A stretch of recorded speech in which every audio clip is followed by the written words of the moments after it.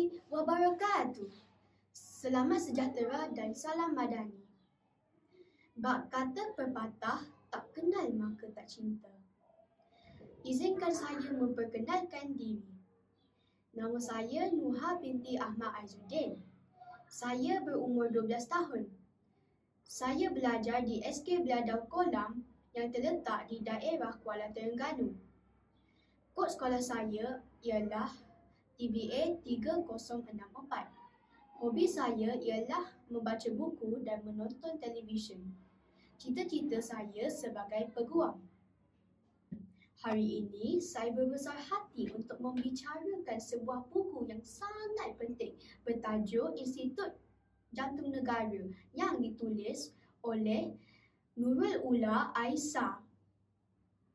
Buku ini yang mempunyai 44 muka surat mengupas sejarah dan perkembangan Institut Jantung Negara, sebuah pusat perubatan terkemuka di Malaysia serta memberikan panduan tentang kesihatan jantung yang sangat berguna untuk kita semua.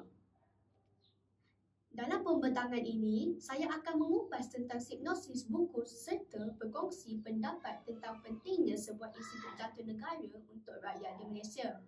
Ditubuhkan pada 1992 dengan sebutan IJN, berfungsi sebagai pusat perubatan berkelas dunia yang memberi tumpuan kepada diagnosis, rawatan pembedahan dan pemulihan penyakit jantung dengan kemudahan terkini dan pasukan perubatan yang berpengalaman.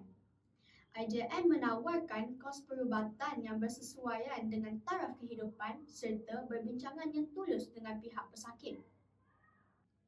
Pada pendapat saya, IJN memainkan peranan yang sangat penting dalam sistem kesihatan di Malaysia, terutamanya di dalam kardiologi. Dengan peralatan yang canggih iaitu teknologi yang sentiasa ditambah baik dari semasa ke masa serta pasukan perubatan yang pakar serta mahir dapat menyelamatkan ramai pesakit-pesakit jantung di negara Malaysia.